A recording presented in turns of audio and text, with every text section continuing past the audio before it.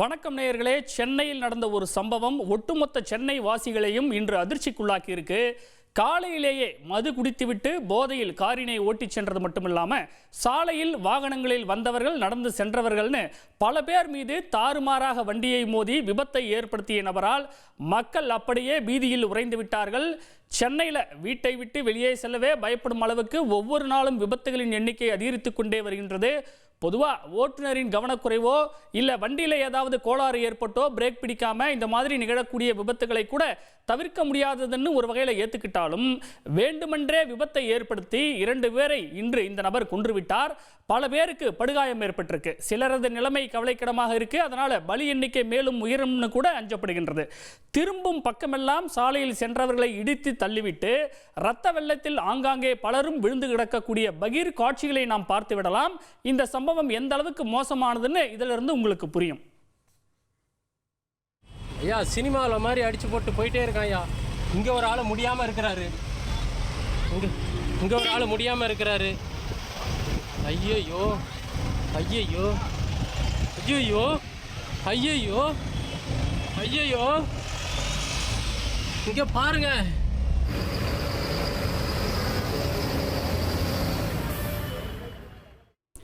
இப்படி ஒரு மோசமான விபத்து எங்கே நடந்தது தெரியுமா? பூந்தமல்லி நெடுஞ்சாலையில் வானகரம் சிக்னல் அருகே தினந்தோறும் ஆயிரக்கணக்கான வாகனங்கள் கடந்து செல்லக்கூடிய ஒரு பகுதியில் நடந்திருக்கு. மதுரவாயில் வானகரம் ஜீசஸ் கால்ஸ் பகுதியில் இருந்து 2.5 கிலோமீட்டர் தூரத்துக்கு வேலப்பன்சாவடி சிக்னல் வரைக்குமே எல்லா வண்டியையும், குறிப்பாக ஆட்டோ, கார் அப்படின்னு எல்லா வாகனங்களையும் 10க்கும் மேற்பட்ட வாகனங்கள் மேலே இந்த நபர் தன்னுடைய காரை மோதிட்டே வந்திருக்காரு. வானகரம் சிக்னலில் போலீஸார் தடுத்து நிறுத்த எவ்வளவோ முயற்சி பண்ணியும் கூட நிற்காமல் சென்றிருக்கிறார். 2 வீலர் மேலே மோதினதில் அங்கே ஒருவர் ஆன் த ஸ்பாட்லேயே இறந்துட்டாரு. பெட்ரோல் நிலையம் அருகே மற்றொரு 2 வீலர் மேலே மோதியதில் இன்னொருவரும் முகம் சிதறி பரிதாபமாக உயிரிழந்து விட்டார். காலில் எலும்பு முறிவு ஏற்பட்டிருக்கு பல பேருக்கு. வேலப்பன்சாவடி சிக்னல் அருகே நின்றிருந்த பலருக்கும் இதனால் காயம் ஏற்பட்டிருக்கு. இந்த விபத்தில் படுகாயமடைந்து கீழ்ப்பாக்கம் மருத்துவமனையில் ஒரு 8க்கும் அதிகமானவர்கள் சிகிச்சை பெற்று வருகிறார்கள். போலீசார் தடுத்து நிறுத்தினப்போ காரை ஓட்டி வந்த அந்த நபர் போலீசாரையே அடித்து ரகளையில் ஈடுபட்டிருக்காரு. அங்கு கூடியிருந்த பொதுமக்கள் இதை பார்த்து ஆத்திரத்தில் அந்த நபரை சரமாரியாக வெளுத்து வாங்கினார்கள். அந்த காட்சிகளை பார்க்கலாம்.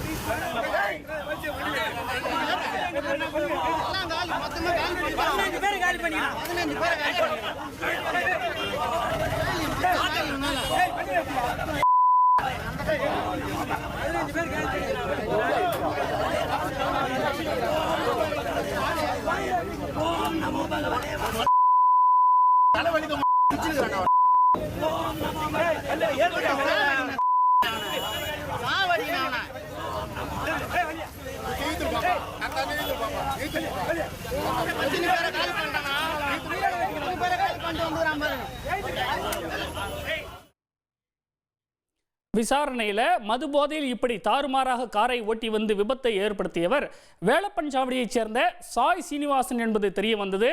இவருக்கு வயது 35ங்க. பிரைவேட் கம்பெனி ஒன்றில் சாஃப்ட்வேர் இன்ஜினியராக வேலை பார்த்துக்கிட்டு இருக்காரு.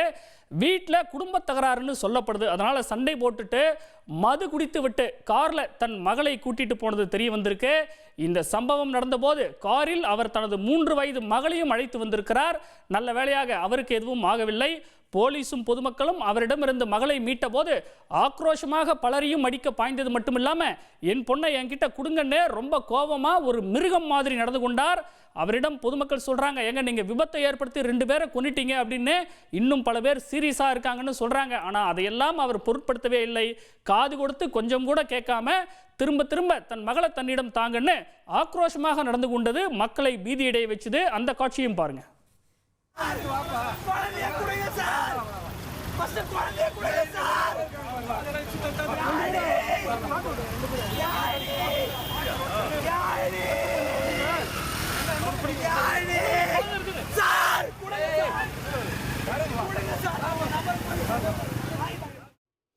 பாருங்க, திரைப்படத்தில் வரா மாதிரி ஒவ்வொரு இடத்துலையும் பல வண்டிகளை மோதிவிட்டு 2.5 கிலோமீட்டர் தூரத்துக்கு இருக்கிற வாகன ஓட்டிகள் எல்லோரையுமே பீதிக்குள்ளாக்கி இருக்கிறார் அந்த நபர். இந்த விபத்தை நேரில் பார்த்த சன்ஜோன் அப்படிங்கிற ஒரு வாகன ஓட்டி என்ன சொல்றாருன்னு பாருங்க. இன்னைக்கு காலையில் சுமார் 11:30 மணி அளவில் வானகரம் சிக்னலில் நாங்கள் எல்லாம் நின்றுட்டுருக்கோம். ஒரு வண்டி மட்டும் கருப்பு கலர் ஜீப்புன்னு சொல்லி போட்டிருக்கு பின்னாடி. அது அந்த சிக்னலை கண்டுக்காமல் மாட்டோம் அங்கே ஒரு ஆளை அடித்து அங்கே ஒரு ஆள் விபத்தில் அந்த ஸ்பாட்லேயே இறக்குற ஒரு சூழ்நிலை ஆயிடுச்சு. அதை மீறி அங்கேருந்து ஒரு 3 போலீஸ்காரங்க அவங்களும் ஒரு நூல் இழையில் தப்பிச்சிட்டாங்க. அதை மீறி வந்து பார்த்திங்கனாக்கா இங்கே ஒரு பெட்ரோல் பங்க் இருக்குது. பெட்ரோல் பங்கில் ஒரு 3 பைக்கை அடித்து துவம்சம் பண்ணதில் அதில் ஒருத்தர் தவறி விழுறாரு. உடனே அவர் மேலே ஒரு லாரி ஏறி அந்த ஸ்பாட்டில் அவர் இறந்துடுறாரு.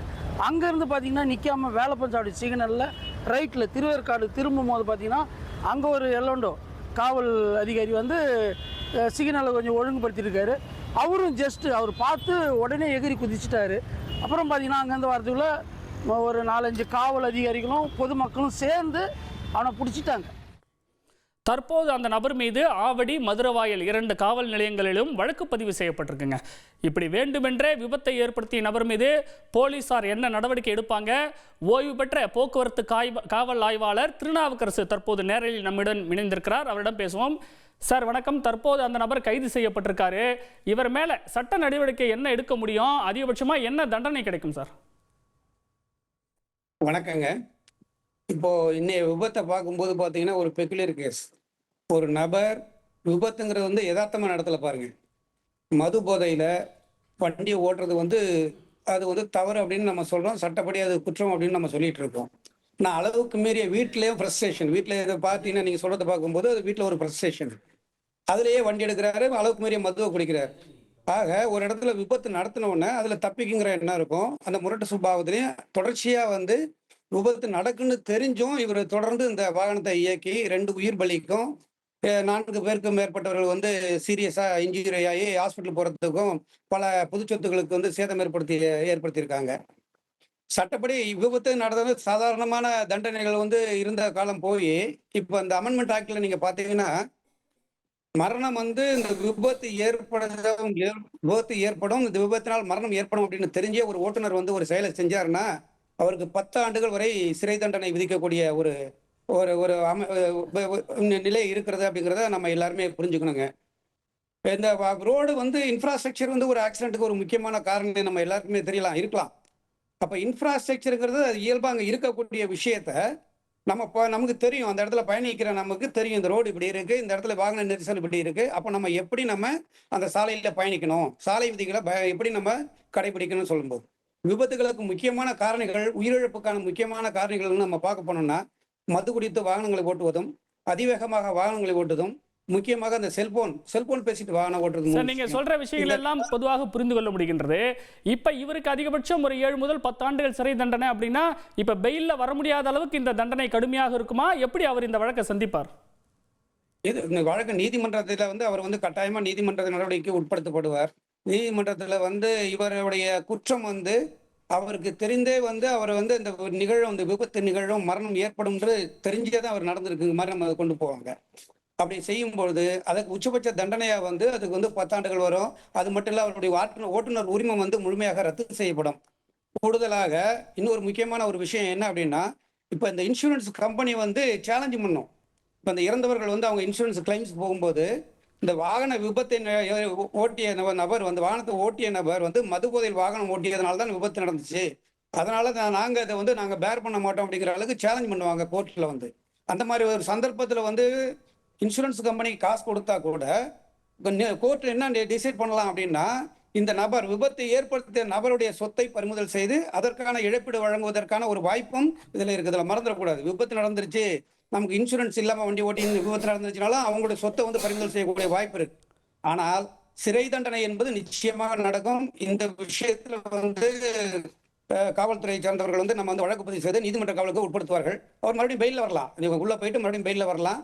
ஆனாலும் இந்த வழக்கு குற்றம் இவர் வந்து மது போதையில் வாகனத்தை ஓட்டி விபத்தை ஏற்படுத்தியதால் தான் நிகழ்ந்தது, இதனால் மரணம் நிகழும் என்பது தெரிந்தேதான் இந்த சம்பவம் நிகழ்ந்தது என்பதை உறுதிப்படுத்துகின்ற பட்சத்தில் இவர்களுக்கு 10 ஆண்டுகள் வரை சிறை தண்டனை கிடைக்கக்கூடிய ஒரு வாய்ப்பு இருக்குங்கிறத மறந்து. சார், இப்ப இவர் கார் மோதி அப்பாவி இருசக்கர வாகன ஓட்டிகள் 2 பேர் உயிரிழந்திருக்காங்க இல்லையா?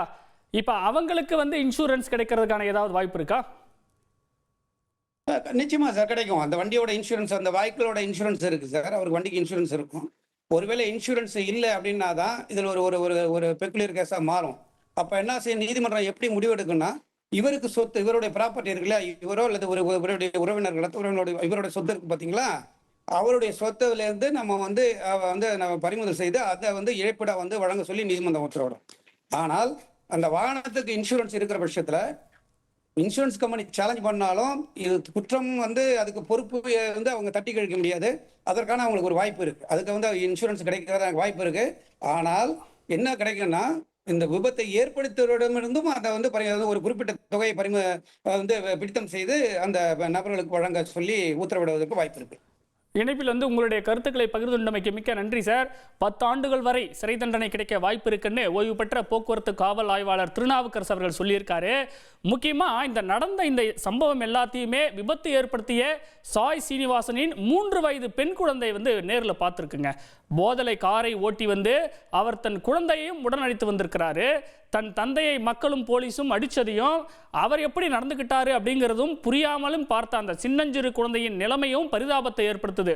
மன ரீதியாக இது அந்த குழந்தைக்கு ஏதாவது பாதிப்பை உண்டாக்குமா? உளவியல் நிபுணர் அபிலாஷா தற்போது நம்மிடையே இணைந்திருக்கிறார். மேடம் வணக்கம், இணைப்பில் இணைந்தமைக்கு மிக்க நன்றி. இப்போ இந்த 3 வயது குழந்தை இந்த நடந்த எல்லா விஷயத்தையுமே பார்த்துருக்கு மேடம். இது அந்த குழந்தைக்கு உளவியல் ரீதியாக ஏதாவது பாதிப்பை உண்டாக்குமா? சுருக்கமா. நிச்சயமா உளவியல் ரீதியா பெரிய பாதிப்பு உண்டாகுங்க. ஏன்னா அந்த குழந்தை வந்து அவ்வளவு பெரிய மாபை பார்த்து, அவங்க அப்பா, யாருக்குமே வந்து தன்னுடைய அப்பா தான் ஹீரோ இல்லையா, அவர் அடிபடுறது அண்ட் ஒரு பசில்டு ஸ்டேட், எல்லாரும் கத்துறது, அங்க ஒரு மரண ஓலம் கேட்கறது, இதெல்லாம் வந்து டெஃபினட்டா அந்த குழந்தைய வந்து பெரிய அளவுல பாதிச்சிருக்கும். அந்த குழந்தைக்கு டெஃபினட்டா ஒரு ஆஸ்வாசப்படுத்தி கவுன்சிலிங் கொடுக்கறது ரொம்ப முக்கியம், ஃபர்ஸ்ட் விஷயம்.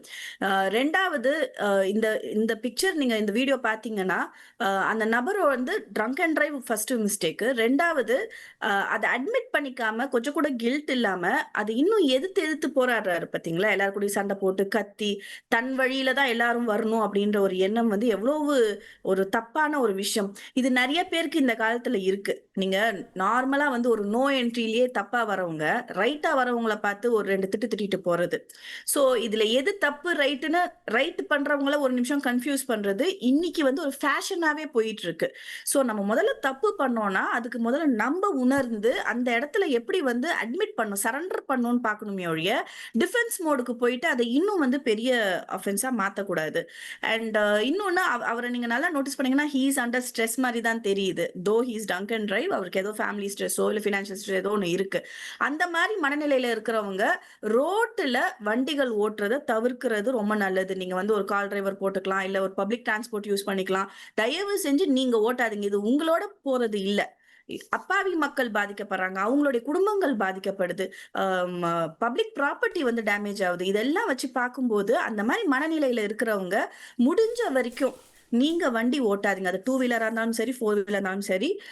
நம்ம கம்ஃபர்ட்டுக்கு போயிடலாம், எப்படியும் கொஞ்சம் தூரம் தான் போயிடலாம், அந்த மாதிரி எண்ணத்தோட வண்டி ஓட்டாதீங்க, அவாய்ட் பண்ணிக்கோங்க. ட்ரங்க் அண்ட் டிரைவ் டெஃபினட்டா ஒரு நாள் இந்த மாதிரி பெரிய விபத்துகள்ல கொண்டு போய் விடதான். மேடம், இப்ப இந்த குழந்தைக்கு உளவியல் ரீதியா சிகிச்சை எதுவும் தேவைப்படுமா? எப்படி? நிச்சயமா தேவைங்க. அந்த குழந்தை பாருங்க அரண்டு இருக்கு, அது வந்து பயத்துல இருக்கு. ஸோ இதுக்கு வந்து பிற்காலத்துல வந்து போஸ்ட் ட்ராமேட்டிக் ஸ்ட்ரெஸ் டிஸார்டர் வரதுக்கு வாய்ப்பு இருக்கு. ஏன்னா இந்த சம்பவம் வந்து ஒரு நைட்மேர் மாதிரி இல்லையா, ஒரு கெட்ட கனவு மாதிரி. அது அந்த குழந்தைய மன ரீதியா ரொம்ப பாதிச்சு திகிலடைய செய்யும்.